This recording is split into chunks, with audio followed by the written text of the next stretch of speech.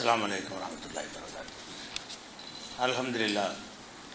அல்ஹம்துலில்லாஹி நஹ்மதுஹு வ நஸ்தஈனுஹு வ நஸ்தக்ஃபிருஹு வ நஊது பில்லாஹி மின் ஷுரூரி அன்ஃபுஸினா வ மின் ஸய்யிஆத்தி அமாலினா. மை யஹ்திஹில்லாஹு ஃபலா முதில்ல லஹு வ மை யுத்லில்ஹு ஃபலா ஹாதிய லஹு. வ அஷ்ஹது அன் லா இலாஹா இல்லல்லாஹு வஹ்தஹு லா ஷரீக லஹு வ அஷ்ஹது அன்ன முஹம்மதன் அப்துஹு வ ரசூலுஹு. கண்ணியத்திற்குரிய எல்லாம் வல்ல அல்லாஹு ஜல்ல ஷானஹு தஆலாவின் நல்லடியார்களே, அல்லாஹுடைய படைப்புகளிலேயே மிக உயர்ந்த இடத்தில் அல்லாஹ்வால் போற்றப்படுகின்ற இப்ராஹிம் நபி அவர்களை பற்றியும், அவர்கள் அல்லாஹ்வுக்கு எவ்வளவு நெருக்கமான ஒரு அடியாராக இருந்தாலும் அவர்களுக்கு தன்னுடைய அதிகாரத்தில் எதையும் அல்லாஹ் பங்கிட்டு கொடுக்கவில்லை என்பதையும், அவர்கள் செய்த பல பிரார்த்தனைகளை கூட அல்லாஹ் ஏற்றுக்கொள்ளவில்லை என்பதையும் கடந்த சில வாரங்களாக நம்ம பார்த்து வருகிறோம். அந்த தொடர்ச்சியில் இப்ராஹிம் நபி அவர்கள் தம்முடைய தந்தையின் மீது ரொம்ப பாசம் வைத்திருந்தார்கள். அந்த தந்தை அவர்கள் இப்ராஹிம் நபி தகப்பனோடு சேர்ந்து தான் ஒரு குடும்பத்தில் ஒன்றாக வசித்தும் வருகிறார்கள். அப்போ இறை தூதர் என்று அல்லாஹ் நியமித்த பிறகு இந்த தந்தையுடைய கொள்கை எதிர்த்து பிரச்சாரம் செய்கிறார்கள். மற்ற மக்களெல்லாம் எந்த கொள்கையில் இருந்தார்களோ அந்த கொள்கையில் தான் தகப்பனாரும் இருக்கிறார். அப்போ தகப்பனாருக்கு அருமை தந்தையே, நீங்கள் ஷைத்தானை வணங்காதீங்க, நீங்களாக உருவாக்கி கொண்ட தெய்வங்களை நீ வணங்காதீங்க, அல்லாஹ் மட்டும் வணங்குங்க என்கிற ஒரு பிரச்சாரத்தை வெளி உலகத்துக்கு செஞ்ச மாதிரி தகப்பனாருக்கும் செய்கிறார், பல முறை செய்கிறார். இறுதியாக என்ன நடக்குது என்று சொன்னால், தகப்பனார் மகனை வீட்டை விட்டு வெளியே போ, வஹஜூர்னி மலியா, என் பக்கத்தில் நிற்காத, நீ உன்னுடைய இந்த கொள்கை தான் உன்னுடைய கொள்கையாக இருக்கும் என்று சொன்னால் என்னை விட்டு போய்விடு என்று வீட்டை விட்டு அவர் வேட்டுறார். அது வரைக்கும் தகப்பனாரோட தான் இருக்கிறார். அந்த அளவுக்கு தகப்பனாருடைய அரவணைப்பில் இருந்த இப்ராஹிம் நபி அவர்கள் எல்லா மனிதரும் ஆசைப்படுவது போல் அவங்க தகப்பனார் சொர்க்கத்துக்கு போகணுன்ட்டு அவங்களும் ஆசைப்படுவாங்க. நம்மளுக்கு அந்த ஆசை இருக்கா இல்லையா? நம்ம சொர்க்கத்துக்கு போனோம் என்று சொன்னால் நம்முடைய தாய் தந்தையர்கள் பெற்றோரும் சொர்க்கம் செல்ல வேண்டும் என்று நம்ம ஆசைப்படுகிறோம். அவர்கள் சொர்க்கம் செல்வதற்காக நம்ம ஏதாவது செய்வதற்கு மார்க்கத்தில் வழி இருந்தால் அதை நம்ம செய்வதற்கு தயாராக இருக்கிறோம். என்னென்ன காரியங்கள் நம்ம செஞ்சால் நம்ம தாய் தந்தையருக்கு அது மறுமையில் பயன் தரும் என்று சொன்னால் அதை செய்வதற்கு தயாராக இருக்கிறோம். அந்த மாதிரி என்ன செய்கிறாருன்னா, இப்ராஹிம் நபி அவர்கள் தகப்பனாருக்காக வேண்டி ரொம்ப அன்பு வைத்திருந்த காரணத்தினால் அவர் விரட்டும் போது என்ன செய்கிறாருன்னு கேட்டால், தகப்பனார்கிட்ட ஒரு வாக்குறுதி கொடுக்குறார். நாங்கள் உனக்காக வேண்டி அல்லாஹ்விடத்தில் நான் பாவ மன்னிப்பு தேடுவேன், நீ என் மேலே ஒரு பிரியம் வச்சுருக்கிற, அதனால் உனக்காக வேண்டி தந்தையே உங்களுக்காக வேண்டி நான் அல்லாஹ்விடத்தில் பாவ மன்னிப்பு தேடுவேன் என்று சொல்லிடுறார். சொல்லும்போது கூட அவர் என்ன வார்த்தை சொல்கிறாருன்னு கேட்டால், இன்னஹு கானபி ஹஃபியா, எனது இறைவன் என் மேலே ரொம்ப பிரியம் உள்ளவனாக இருக்கிறான். மற்றவங்களுடைய தகப்பனாருக்கு மன்னிக்காவிட்டாலும் ஏன் தகப்பனாருக்கு மன்னிப்பு கேட்டால் அல்ல மன்னிப்பு எவ்வளோ நம்பிக்கையோடு வச்சுருக்காருன்னு பாருங்கள். அவர் எவ்வளோ நம்பிக்கை வைக்கிறாருன்னு கேட்டால், அல்லாஹ் என் மேலே ரொம்ப பிரியம் உள்ளவனாக இருக்கிறான், மற்றவர்களுக்கு செய்யாததை கூட எனக்காக செய்வான் அப்படிங்கிற ரொம்ப அதீதமான நம்பிக்கையோடு என்ன செய்கிறாருன்னு கேட்டால், என் தகப்பனார்கிட்டே சொல்கிறார், உங்களுக்காக நான் அல்லாஹ்ட்ட பாவ மன்னிப்பு தேடுவேன். ஏன் தேடுவேன் என்று கேட்டால், தெரியும் அவருக்கு தப்பு செய்கிறான்னு தெரியும், மன்னிப்பு தேட முடியாதுன்னு ஒரு தெரியுது, தெரிஞ்சாலும் நமக்கு ஸ்பெஷல் சலுகை அல்லாஹ் தருவான் அவர் நினைக்கிறார். இன்னஹு கானபி ஹஃபியா, என் இறைவன் என் மீது ரொம்ப பிரியம் உள்ளவனாக இருக்கிறான். பிரியம் உள்ளவனாக தன் சந்தேகம் கிடையாது. யார் மீது வைத்திருக்கிற பிரியத்தை விடவும் இப்ராஹிம் நபி மீது தான் அல்லாஹ் அளவற்ற பிரியம் வைத்திருக்கிறான், அளவற்ற நேசம் வைத்திருக்கிற காரணத்தினால் அவர் என்ன செய்கிறார்னு கேட்டால், எனக்காக அல்லாஹ் கண்டிப்பாக செய்வான் அப்படின்னு தகப்பனாருக்காக வேண்டி பாவ மன்னிப்பு தேடுகிறார். அவர் பாவ மன்னிப்பு தேடுறது பல சந்தர்ப்பங்களில் தேடுற விஷயத்தை அல்லாஹ் குர்ஆனில் சொல்லி காட்டுறான். ஒரு இடத்துல தாயாருக்கும் தகப்பனாருக்கும் சேர்த்து பாவ மன்னிப்பு தேடுறாரு. ரப்பனாக ஃபிர்லி ஒளி வாலி தைய, இறைவா என்னையும் மன்னித்து விடு, ஒளி வாலி தைய என்னுடைய பெற்றோர்களை, வாலிதை என்ன தாய் தந்தை ரெண்டு பேரையும் மன்னித்து விடுவாயாக, ஒளில் மூமினீன மூமினான மக்கள் என்னோட ஏற்றுக்கொண்டிருக்கிறாங்கல்ல அவங்களே மன்னித்து விடுவாயாக, யோம யக்குமுல் ஹிசாப் விசாரணை நடக்கக்கூடிய நாளில் மறுமை நாளில் என்னையும் மன்னிச்சிரு மூமினை மன்னிச்சிருங்கிறது கரெக்டு. தாய் தந்தையர் மூமினாக இருந்தாங்கன்னா அதில் அடங்கிடுவாங்க. அவங்க மூமினா இல்லாதனால என்ன செய்கிறாருன்னு கேட்டால், ரப்பனாக ஃபிர்லி ஒளிவாலி தைய என்னை மன்னிப்பாயாக, என்னுடைய தாய் தந்தரை மன்னிப்பாயாக என்று ஒரு துவா செஞ்சதாக 14வது சூறாவில் 35வது வசனத்தில் அல்லாஹ் சொல்லி காட்டுறான். 19வது சூறாவில் 47 வசனத்தில் சொல்லும் பொழுது கால சலாமுன் அலைக்க, வீட்டை விட்டு வெளியே போன்று தகப்பனார் சொல்கிறார்ல, அப்போ இப்ராஹிம் நபி சொல்லுவாங்க சலாமுன் அலைக்க, உங்கள் மீது சலாம் உண்டாகட்டுமாக அப்படின்னு சொல்லுவாங்க. சலாம் வந்து காஃபிருக்கு சலாம் சொல்லலாம். இதிலேருந்து இப்ராஹிம் நபிகிட்ட முன்மாதிரி இருக்கிற காரணத்தினால இப்ராஹிம் நபியுடைய தகப்பனார் முஸ்லீம் இல்லை. முஸ்லீமாக இல்லாமல் இருந்து என்ன செய்கிறாருன்னா, வீட்டை விட்டு வெளியே போன்றவுடனே சலாமுன் அலைக்க, உங்கள் மீது சாந்தி உண்டாகட்டுமாக அப்படின்னு இப்ராஹிம் நபி அவர்கள் தகப்பனாருக்கு சலாம் சொல்கிறாங்க. தகப்பனார் முஸ்லீம் இல்லை. இதிலேருந்து நம்ம ஒரு சட்டத்தை தெரிஞ்சுக்கலாம். இந்த டாப்பிக்கு சம்மந்தப்படாவிட்டாலும் சலாம் சொல்வதற்கு முஸ்லீமாக இருக்கணுன்ற அவசியம் கிடையாது. முஸ்லீம் அல்லாதவங்களுக்கும் சலாம் சொல்லலாம். அந்த சலாங்கிற ஒரு துவா தானே. உங்கள் மீது சாந்தி உண்டாகட்டுமாகண்டா ஒரு சாந்தி இஸ்லாத்தின் மூலமாக கூட சாந்தி கிடைக்கும். ஒரு காஃபிருக்கு சலாம் சொன்னீங்கள்னு சொன்னால் அவர் இஸ்லாத்துக்கு வந்தால் தான் ஒரு சாந்தி கிடைக்கும். நீ இஸ்லாத்துக்கு வருவாயாகங்கிற அர்த்தம் கூட அதில் அடங்கியிருக்கிறது.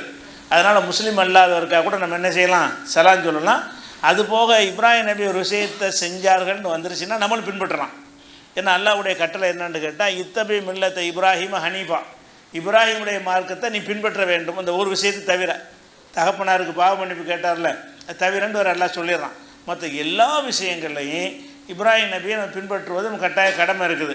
அந்த வகையில் இப்ராஹிம் நபி அவர்கள் தன்னுடைய முஸ்லீம் அல்லாத தகப்பனாருக்காக வேண்டி சலாம் சொல்லியிருக்கிறார் என்று சொன்னால், நாமளும் என்ன செய்யலாம், முஸ்லீமாக இல்லாதவர்களுக்கு தாராளமாக சலாம் சொல்லலாம். நம்மளில் சில பேர் தௌஹீத்வாதிக்கு தான் சலாம் சொல்லணும், பேருக்கு முஸ்லீமாக இருந்தால் கூட சொல்லக்கூடாது என்றெல்லாம் என்ன செய்கிறாங்க, ஒரு தெரிஞ்ச நண்பர்களுக்கு தான் செய்யணும், நம்ம இயக்கத்துக்காரனுக்கு தான் சலாம் சொல்லணும் அப்படிங்கிற மாதிரியான ஒரு கருத்து அதிகமான மக்கள்கிட்ட நேர்வழியில் இருப்பதாக நினைக்கக்கூடிய இந்த வழிகேடர்கள்ட்ட நிறைய பேர்கிட்ட இருக்குது. ஆனால் சலாமுக்கு ரசூல்லா சொன்ன அளவுகள் என்னன்னு கேட்டால், துக்ரிவு சலாம அலாமன் அரப்த மல்லம் தாரிஃப், தெரிஞ்சவனுக்கு தெரியாதவனுக்கு சலாம் சொல்லு. ரசூல்லா என்ன செஞ்சாங்க, இஸ்லாத்தில் சிறந்த காரியம் என்னன்னு கேட்கும் பொழுது, பசித்தவங்களுக்கு உணவளிக்கிறது முதலாவது காரியம், ரெண்டாவது காரியம் தெரிந்தவர்களுக்கும் தெரியாதவர்களுக்கும் சலாம் சொல்வது. அப்போ தெரியாதனால சலாம் சொல்லலாம், யாருன்னு தெரியாது சலாம் சொல்லிக்கிறலாம் அப்படின்னு இருக்கிறதுனால இப்ராஹிம் நபி என்ன செஞ்சாங்கன்னு கேட்டால், சலாம் சொல்லிட்டு சொல்கிறாரு, சஸ்தக்ஃபிரு லக்க ரப்பி, உங்களுக்காக வேண்டி என்னுடைய இறைவன்ட்டு நான் பாவ மன்னிப்பு தேடுவேன். தகப்பனார்ட்ட வாக்குறுதி கொடுக்குறார், நீ வழிகேட்டில் தான் இருக்கிற, நீ தப்பான காரியத்தில் இருக்கிற, இருந்தாலும் நான் வந்து மன்னிப்பு கேட்பேன், என் பாப்பாவை மன்னிச்சிருந்து கேட்பேன்னு சொல்லும்போது என்ன செய்கிறான்னு கேட்டால், இன்னஹு கானபி ஹஃபியா, அவன் என் மேலே ரொம்ப பிரியம் உள்ளவனாக இருக்கிறான், எனக்காக நீ செய்வான் அப்படிங்கிற கருத்துப்பட சொன்னதாக 19வது சூறாவில் 47வது வசனத்தில் இதையெல்லாம் சொல்லி காட்டுகிறான். அதே மாதிரி என்ன செய்கிறாருன்னு கேட்டால், இப்ராஹிம் நபி மறுமை நாள் நம்ம எல்லாம் எழுப்ப போகிறோன்ட்டு வைங்க, எழுப்பப்படும் பொழுது நாம் சொர்க்கத்துக்கு போயிட்டு நம்ம தாய் தந்தையர்கள் சொர்க்கத்துக்கு போகிறோன்னா அதை விட இழிவு எதுவும் கிடையாது. நம்ம அது பெருசாக நினைக்கிறதில்ல.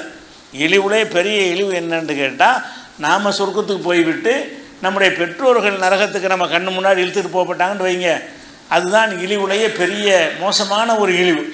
அப்படிங்கிற ஒரு கருத்துப்பட இப்ராஹிம் நபி என்ன செய்கிறாங்கன்னு கேட்டால், வஃபிர் லபி, அல்லாட்ட துவாவும் செஞ்சிடறாங்க. துவா செய்வேன்னு சொல்லிவிட்டு தகப்பனாருக்கு துவா செய்கிறாங்க. எப்படி துவா செய்கிறாங்க, வஃபிர் லபி, இறைவா என்னுடைய தகப்பனாரை நீ மன்னிச்சிரு, இன்னஹு கான மினல் லாலின், அவர் வழிகட்டவராக தான் இருக்கிறார், அதையும் சொல்லிடுறாரு, வழிகட்டவராக தான் இருக்கிறாரு, அவர் தகுதியற்ற ஒரு ஆளாக தான் இருக்கிறாரு, இருந்தாலும் நீ மன்னிச்சிருன்னு சொல்லிவிட்டு, ஒலா தொகுசினி யோம யுபாசூன், எல்லாரும் எழுப்பப்படுற நாளில் என்னை கேவலப்படுத்திடாதேங்கிறார். அப்போ இவர் நரகத்துக்கு இழுத்துட்டு போனால் கேவலம். எப்படி பயப்படுறான்றா, இறைவா என் மேல் நான் உற்ற நண்பர்னு என்னை வச்சிருக்கிறேன், என் தகப்பனாரை பிடிச்சி நரகத்துக்கு தள்ளுனேன்னு சொன்னால், அவ்வளோ பெரிய மக்கள் கூடி கோடான மக்கள் குழுமி இருக்கிற சபையில் என் தகப்பனாரை பிடிச்சி நரகத்துக்கு இழுத்துட்டு போனாங்கன்னா எவ்வளோ கேவலமாக இருக்கேன், அப்படி செஞ்சிடாத. ஒலா தொகுசினி யோம யுபாசூன், மக்கள் எல்லாம் எழுப்பப்படக்கூடிய நாளில் எனக்கு இழிவை ஏற்படுத்திடாதுன்னு கேட்குறாரு. அப்போ இந்த மன்னிப்பு கேட்குறதுக்கு 2 பாயிண்ட் அவர் சொல்கிறார். ஒன்று வந்து என் மீது இறைவன் ரொம்ப விருப்பமுள்ளவனாக இருக்கிறான் அப்படிங்கிறதுக்காக வேண்டி மன்னிப்பு கேட்குறாரு. ரெண்டாவது என்ன சொல்கிறாருன்னு கேட்டால், என் தகப்பனை நீ மன்னிக்கிறேன்னா எனக்கு கேவலம், அப்போ எனக்கு ஒரு கேவலத்தை நீ செய்வியா, அந்த அர்த்தம் இருக்குது. எனக்கு ஒரு நான் வந்து உனக்கு உற்ற நண்பராக இருக்கிறேன், எனக்கு ஒரு கேவலம் தரக்கூடிய ஒரு முடிவை நீ எடுக்க மாட்டாய், அந்த நம்பிக்கையில் நான் கேட்குறேன். ஒலா தொகுசினி யோம யுபாசூன், மக்கள் எல்லாம் எழுப்பப்படக்கூடிய நாளில் என்னை நீ கேவலப்படுத்திடாத. அப்போ கேவலப்படுத்த மாட்டேன், அல்லாஹ் நம்மளை கேவலப்படுத்த மாட்டான்னு நினைக்கிறார். இவ்வளோ நம்பிக்கைன்னு பாருங்கள். நம்ம இறை தூதராக இருக்கிறோம், அல்லாஹ்வுக்கு வேண்டிய ஒரு அடியாராக இருக்கிறோம், நம்முடைய பல விஷயங்களை வந்து அல்லாஹ் வந்து பிந்திய சமுதாயத்துக்கு ஒரு வழிமுறையாகவே அல்லாஹ் ஆக்கியிருக்கிறான். அவர் செஞ்சதை நம்ம நிறைய செய்கிறோம். அவருடைய ஹஜ்ஜிலேருந்து எல்லா காரியங்களும் அவருடைய வழிமுறைகள் தான் நம்ம நடத்தி கொண்டிருக்கிறோம்.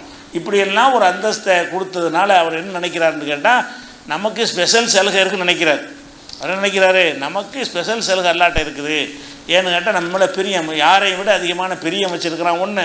ரெண்டாவது, மறுமை நாளில் இந்த இழிவை எனக்கு தரமாட்டான். என் இறைவன் என்னை கேவலப்படுத்த மாட்டான். எங்கள் வாப்பாத்திக்கு நரகத்தில் போடுற இழிவு தானே இவருக்கு முதல்ல எழுப்பணும்னு இவருக்கு தான் முதல்ல அல்ல ஆடையை கொடுப்பான். எல்லாம் எழுப்பப்படுவாங்கல்ல, எல்லாம் நிர்வாணமாக தான் எழுப்பப்படுவோம் மறுமை நாளில். யாருக்கும் ட்ரெஸ் இருக்காது. இப்போ மறுமை நாளில் நிர்வாணமாக எழுப்பப்படும் பொழுது முதலில் அல்லாஹ் யாருக்கு ஆடையை கொடுப்பானே என்று கேட்டால் இப்ராஹிம் நபிக்கு தான் ஆடையை அனுப்பிப்பான்டா. எவ்வளோ பெரிய கிரேடுன்னு பாருங்கள். ஃபஸ்ட்டு அந்த ஒட்டுமொத்த மக்கள்லேயே அல்லாஹ் படைத்த ஆதம் அலைஹிஸ்ஸலாத்திலிருந்து உலகம் அழியிற வரைக்கும் உள்ள பல கோடி மக்களை ஒன்றா திரட்டி வைத்து கொண்டு அவ்வளோ பேர்லையும் முதலிடம் இவருக்கு தான் நல்லா காட்டுறான். எல்லாத்துலேயும் முதலிடம் யாருக்கு தான்? உனக்கு தாண்டு வந்து அந்த ஆடையை அவர் தான் முதலில் அணிவிக்கப்படுவான் ரசூலுல்லாஹ் சொல்கிற ஹதீஸு புகாரி முஸ்லீம் உட்பட பல நூல்களை நீங்கள் பார்த்துருப்பீங்க. அப்போ அவ்வளோ பெரிய ஒரு அந்தஸ்தை கொடுத்துவிட்டு இவர் பெரிய கிரேடை திருத்தி வச்சுட்டு பாப்பாதிக்கு நரகத்தை தரலனா இவர் கொடுத்த கிரேடு எப்படி? எல்லா மக்களையும் நீ தான் டாப்பு அப்படிங்கிற ஒரு அந்தஸ்தில் வைத்து விட்டு அவர் கண்ணு முன்னுக்கவே தகப்பனார் நரகத்தில் தரனா எவ்வளோ கேவலமாக இருக்கும்.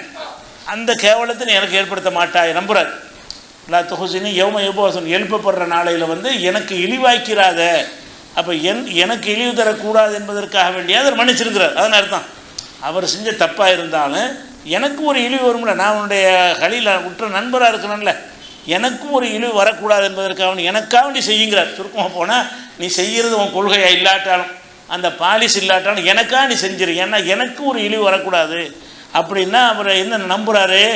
அல்லாஹ் வந்து நமக்காக வேண்டி இப்படி சலுகை காட்டணும்னு நினைக்கிறார். ஏன்னு கேட்டால் அல்லாஹ் நிறைய பேர் காட்டிடுறான். இவருக்காக என்ன செய்கிற நிறைய விஷயங்களை சிறப்பு சலுகைகள் அல்லாஹ் கொடுத்துருக்குறான். அதை பார்த்து நினைக்கிறார். அல்லாஹ் அதை ஒத்துக்கிட்டானா? இந்த விஷயம் வந்து குர்ஆனில் 26வது சூறாவில் 77, 78 வசனத்தில் இருக்குது. அப்போ இந்த அடிப்படையில் ஒரு பாவ மன்னிப்பு தேடுவேன்னு சொன்னார். தேடவும் செஞ்சிட்டார். பாவ மன்னிப்பு தேடுவேன் என்று தகப்பனார்கிட்ட வாக்குறுதியும் கொடுத்துட்டாரு. அல்லாஹ்விடத்தில் துஆவும் செஞ்சிட்டார். என்னை கேவலப்படுத்துறாது அல்ல, எப்படியாவது மன்னிச்சிரு. அப்போ ரொம்ப மன்றாடி கேட்டிருக்கிறார். தகப்பனாரை பாவத்தை மன்னிக்கணுங்கிறதுக்காக வேண்டி ஒரு ஃபார்மாலிட்டியாக அவர் கேட்கல, ஏனோ தானான்னு கேட்கல. ரொம்ப ஒரு உள்ளன்போடு என்ன செஞ்சிருக்காரு? உருகி எனக்கு கேவலத்தை உண்டாக்கிறாதே, எனக்கு பெரிய அவமானமாக இருக்கும், எனக்கு அவமானமான ஒன்றை நீ செஞ்சிடாதேன்னு அவர் கேட்குறாரு. அப்போ இது நடந்த பிறகு என்ன ஆகுதுன்னு கேட்டால், இப்போ ரசூலுல்லாஹ்வுக்கு இதே மாதிரி ஒரு சம்பவம் நடக்குது. நபிகள் நாயகம் ஸல்லல்லாஹு அலைஹி வஸல்லமுக்கு பெரிய தகப்பனார் அபூ தாலிப் இருந்தார். அபூ தாலிப் வந்து இவர் அளவுக்கு ஒரு கொடியவராக இருக்கலை. இப்ராஹிம் நபியுடைய தகப்பனார் இருந்தார்ல, அவர் கொடுமையான இஸ்லாத்தின் எதிரியாக இருந்தார். தகப்பனாக இருந்தாலும் அந்த சிலை வணக்கத்தில் ஊறி போனவராகவும் மகனே வீட்டை விட்டு வெளியேற்றுற அளவுக்கு ஒரு கடும் போக்கு உள்ளவராக இருந்தார் இவருடைய தகப்பனார். ஆனால் ரசூலுல்லாஹ்வுக்கு தகப்பனாரே சின்ன வயசில் இறந்துட்ட காரணத்தில் தாய் வயிற்றில் இருக்கும்போதே அவங்க தகப்பனை இழந்ததுனால தகப்பனுக்கு தகப்பனாக வளர்த்தது யார்? அபூ தாலிப் தான். ரசூலுல்லாஹ்வுடைய பெரிய தகப்பனார் அபூ தாலிப் தான் ரசூலுல்லாஹ்வை சின்ன பிள்ளைலேருந்து என்ன செய்கிறாங்க, அவங்க பிள்ளையில் ஒரு பிள்ளையாக என்ன செய்கிறாங்க வளர்க்க. பாட்டினாருக்கு பிறகு அப்துல் முத்தலிபுக்கு பிறகு என்ன செய்கிறாங்கன்னா அவங்க தான் எடுத்து வளர்க்குறாங்க. ஆனால் இஸ்லாத்தை ஏற்றுக்கிறல. அவ்வளோ அன்பு செலுத்துகிறாரு. யாரும் கை வைக்கக்கூடாது, என் மகன் மேலே கை வைக்கக்கூடாதுன்னு சொல்லி அந்த மக்களை எச்சரிக்கிறாரு. இவர் இருக்கிற வரைக்கும் யார் ரசூலுல்லாஹ்வை கை வைக்கவே இல்லை. அபூ தாலிப் இருக்கிற வரைக்கும் அவர் சமூகத்தில் பெரிய பிரமுகராக இருக்கிறாரு என்ற காரணத்தினால அபூ தாலிபுடைய எதிர்ப்பு நம்ம சம்பாதிக்க வேண்டி வரும் என்பதற்காகத்தான் ரசூலுல்லாஹ் மேலே வந்து அவங்க தாக்குதல் கூட நடத்த மாட்டேன்ட்டாங்க அவர் இருக்கிற வரைக்கும். அவருக்கு பிறகு தான் கொல்ல முயற்சி பண்ணது, ஹிஜ்ரத் பண்ணி போனது எல்லாமே அபூ தாலிபுக்கு பிறகு தான் நடந்தது. அபூ தாலிப் இருக்கிற வரைக்கும் ரசூலுல்லாஹ் ரொம்ப வந்து பயந்து நினைஞ்சாங்க நடத்தி கொண்டிருந்தார்கள். அப்போ அவர் மரண வேலையை நெருங்கிட்டார். அபூ தாலிபுக்கு மரண வேலை வந்துருச்சு. அப்போ பக்கத்தில் போய் ரசூலுல்லாஹ் உட்காந்து என்ன செய்கிறாங்கன்னா, நீங்கள் ஒரு இறைவனை ஏற்றுக்கிறங்க, அல்லாஹ் வந்து உங்களை மன்னிப்பான், உங்களுக்காக நான் அல்லாஹ்ட்ட பேசுவேன் என்று ரசூலுல்லாஹ் சொல்கிறாங்க. ரசூலுல்லாஹ் சொல்கிற மாதிரி அபூ ஜஹில் மாதிரி ஆட்கள் அங்கே வந்து உட்காந்துருக்குறாங்க. சாவ கிடக்கு தான் எல்லோரும் வருவான். முக்கியமான பிரமுகர் மரண வேலையை நெருங்கிட்டாருங்கும் போது ரசூலுல்லாஹ்வும் பார்க்க போகிறாங்க. பெரியவாப்பாங்கிற முறையில் மற்ற பிரமுகர்களும் பார்க்க வந்திருக்கிறாங்க. மற்ற அபூ ஜஹில் மாதிரியான தலைவர்களும் வந்து உட்காந்துருக்குறாங்க. அவங்கள வச்சுக்கிட்டா தான் ரசூலுல்லாஹ் அந்த மாதிரி தாவா பண்ணுறாங்க. நீங்கள் இஸ்லாத்தை ஏற்றுக்கிறங்க, ஒரு இறைவனை ஏற்றுக்கிறங்க, நான் இறைவன்ட்ட உங்களுக்காக பரிந்து பேசுவேங்கிறாங்க.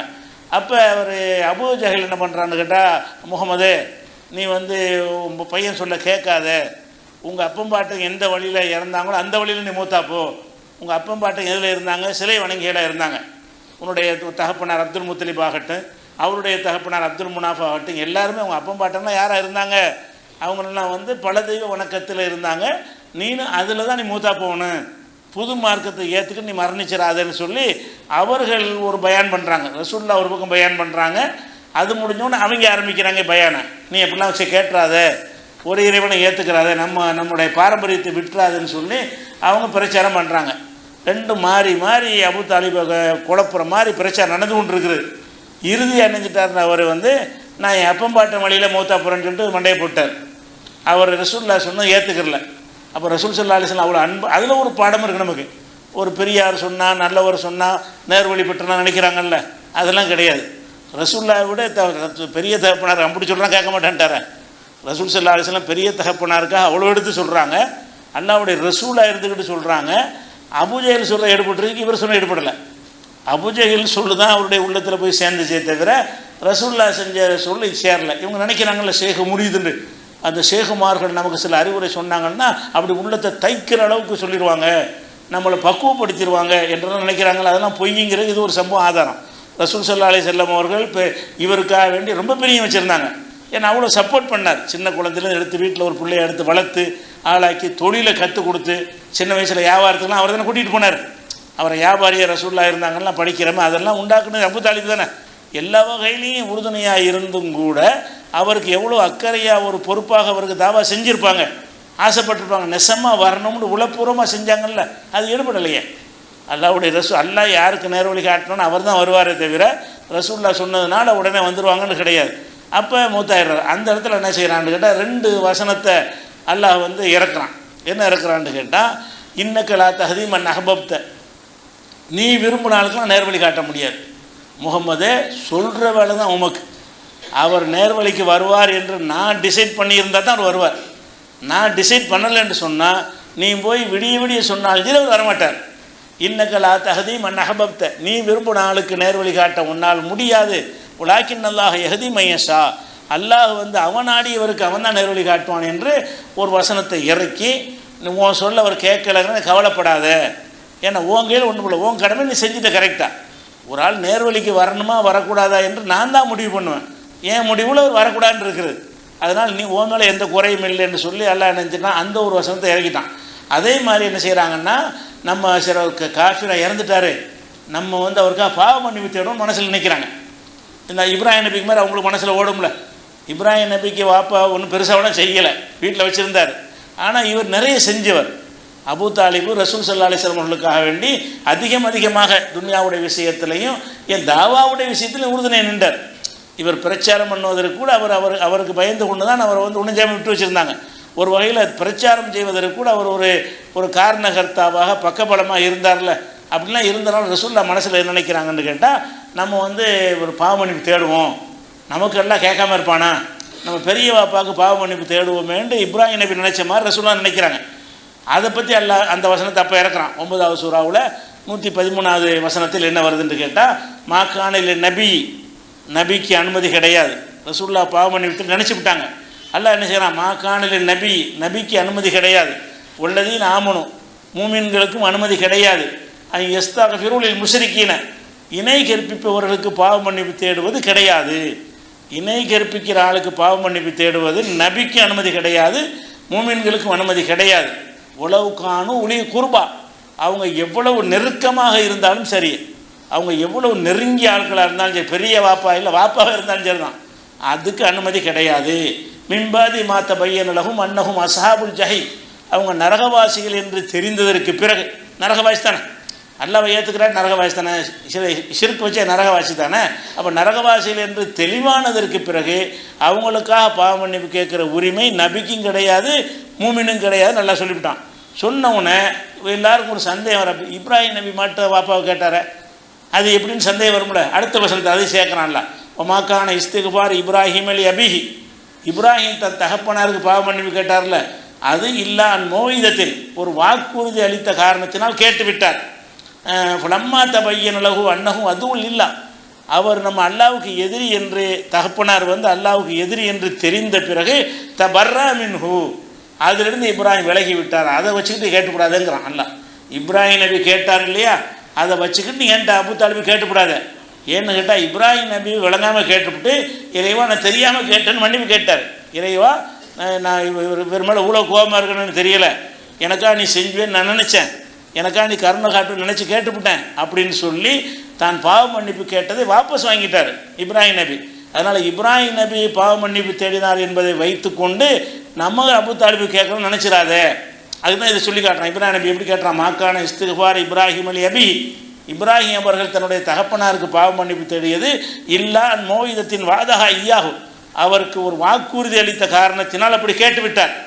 அம்மா தபையனலகு அன்னஹு அதுவும் இல்லாஹி, தகப்பனார் அல்லாவுடைய எதிரி என்று தெல்ல தெளிவாக தெரிந்த பொழுது தபர்ரா மின்ஹு, அதிலிருந்து வாபஸ் வாங்கி விட்டார். இடைவா நான் பாவ மன்னிப்பு கேட்டு வாபஸ் வாங்கிக்கிறேன், நான் அவர் கேட்ட தப்பு இனிமேல் கேட்க மாட்டேன், இதுவரையும் கேட்டது தப்பு இனிமேல் கேட்க மாட்டேன்னு விலகி கொண்டார். இன்ன இப்ராஹிம் அல் அவ்வாஹுன் ஹலீம், இப்ராஹிம் தப்பை திருத்திக் கொள்பவராக இருந்தார் என்று சொல்லி 9வது சூறாவில் 113 அதை சொல்கிறான்ல, 114 இதை சொல்கிறான். 113 உனக்கு அனுமதி இல்லைங்கிறான். 114 இப்ராஹிம் நபி செஞ்சு ஆதாரமாக காட்டிவிடாத. இப்ராஹிம் நபி மன்னிப்பு கேட்டார், நிஜம்தான், மன்னிப்பு கேட்டாலும் நீடிக்கவில்லை, திருந்திக்கிட்டார். அதனால நீ அபு தாலிபுக்கு மன்னிப்பு கேட்காதுன்னு அல்லாஹ் என்ன செஞ்சிட்டான், அதையும் தடுத்து விட்டான் என்கிறத காட்டுறோம். அப்போ இப்ராஹிம் நபி அவர்கள் வாப்பாவுக்காக பாவ மன்னிப்பு கேட்குறத பிறகு வாபஸ் வாங்கிக்கிட்டாரு. அது மாதிரி இன்னொரு இடத்துல எல்லாம் சொல்லி கேட்டான்.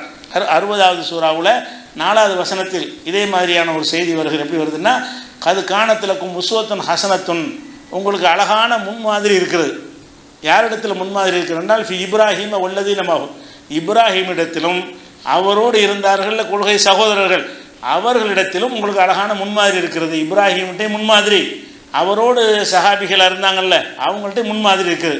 எதில் முன்மாதிரி இருக்குதுன்னு கேட்டால், இது காலூடு கௌமிகும், அவங்களுடைய சமுதாயத்தை நோக்கி சொன்னார்கள், இன்னா புராவு மின்கும் உம்மா தாபுதன் மெந்துனில்லா, உங்களை விட்டும் நீங்கள் எதை வணங்குகிறீர்களோ அதை விட்டும் நாங்கள் விலகி கொண்டோம் என்று சொன்னார்களே, அதில் உங்களுக்கு முன்மாதிரி இருக்கிறது. இப்ராஹிம் நபிகிட்ட என்ன முன்மாதிரி என்று கேட்டால், ஒட்டுமொத்த சமுதாயம் எதிர்க்கிற மக்கள்கிட்ட போய் இந்தாப்பா நான் உன்னோட்டு விலகிட்டேன், உனக்கு எனக்கு சம்பந்தம் கிடையாது என்று அந்த உறவுகளை முறித்து கொண்டார்களே, அந்த விஷயத்தில் உங்களுக்கு முன்மாதிரி இருக்கிறது.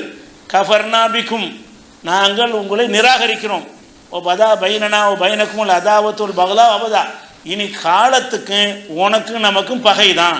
தகப்பனாருக்கு சொன்னாரே அந்த சொல்லை தவிர என்ன சொன்னார், சஸ்தகுலன் நடக்க நான் உனக்கு அல்லாட்ட பாவ மன்னிப்பு தேடுவேன் என்று சொன்னார்ல, சொல்லிட்டு பாவ மன்னிப்பு தேடினார்ல, அதை ஆதாரம் எடுத்துகிட்டு வந்துடாதீங்க.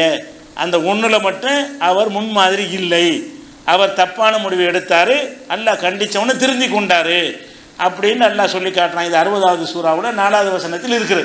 அப்போ இது ஒட்டுமொத்தமாக நமக்கு என்ன தெரியுது என்று சொன்னால், இப்ராஹிம் நபி அவர்கள் அவ்வளவு உயர்ந்த ஒரு ஆளுக்கு நம்ம செலவு கொடுக்க தானே செய்வோம். எவ்வளோ நெருக்கமான ஒரு ஆளாக இருந்தார்னு சொன்னால், அவர் ஒரு சின்ன ஒரு கடையில் வேலை செய்கிறார், ரொம்ப நெருக்கமான ஒரு ஆளாக இருக்கான்னு வைங்க, மிஸ்டேக் இருந்தால் அலட்சியப்படுத்தி விட்ருவோமா இல்லையா? அந்த மாதிரி உங்கள் பிள்ளைகள் செய்கிற தப்பை நீங்கள் மன்னிச்சு விட்ருவீங்களா இல்லையா? மனைவி மக்களுக்கு மத்தியில் உள்ள தவறுகளையும் மற்றவங்க தவறையும் ஒரே மாதிரியாக பார்ப்பீங்க. அது உறவுண்டு வரும்போது நம்ம சில வளைஞ்சு தான் கொடுப்போம். எல்லா மனிதர்களுமே எல்லாம் இருக்காக நிறைய வளைஞ்சு தான் கொடுப்பான். ஆனால் அந்த பேசிக்கை விட்டு மாறினா உங்களுக்கு கிடையாது. பேசிக் எது தௌஹீதை விட்டு மாறின ஆளுகளுக்காக வேண்டி இவர் கேட்டு வந்தாரையானால், வாப்பான்னு சொல்லிட்டு வந்தாரையானால், அது என்கிட்ட பேசக்கூடாது அப்படிங்கிற அளவுக்கு கெஞ்சி கேட்டாலும் ஏற்றுக்கிற மாட்டேன்னு சொல்லிவிட்டான்.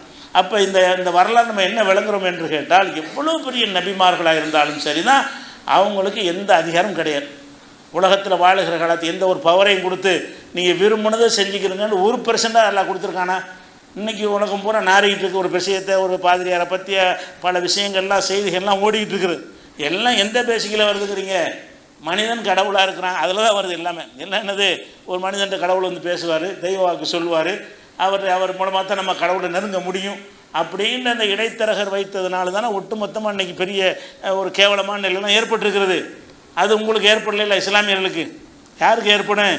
இஸ்லாமியர்களில் யார் இந்த மாதிரி நம்பிக்கை உள்ளவனாக இருக்கிறானோ, பேருக்கு இஸ்லான்னு வைத்து கொண்டு அவள் ஏமகானு பெரியார் என்று யார் போய் கொண்டிருக்கிறார்களோ அவர்களுக்கு வேண்டுமானால் இந்த மாதிரி இழி வருமே தவிர, ஏகத்துவத்தில் இருக்கிற உங்களுக்கு எந்த மனிதன் என்ன செய்ய முடியாது, கடவுளை சொல்லிட்டு ஏமாற்ற முடியாது. அவர் மனிதர் தான், யாராக இருந்தாலும் மனிதர் தான்.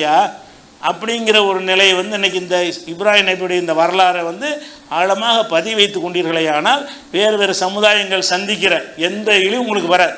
கடவுளை சொல்லி உங்களை ஏமாற்ற முடியாது. கடவுளை சொல்லி நான் தான் கடவுளுக்கு வேண்டிய ஆள், ஏன் நான் இப்போ தான் கடவுள்கிட்ட பேசிட்டு வர்றேன், கடவுள் என்கிட்ட இப்போ தான் நற்செய்தி சொன்னார், உனக்கு குணமாகி போயிடும் அப்படி இப்படின்லாம் சொல்கிறாங்கல்ல, இது எல்லாமே பொய் என்பதற்கு அவங்க பொய், அவங்களுக்கு ஆதாரம் இல்லை, நமக்கு ஆதாரம் இருக்குது. நமக்கு தெளிவான சான்றுகள் இப்ராஹிம் நபியை வச்சு அல்லாஹ் சொல்லி காட்டுறான்.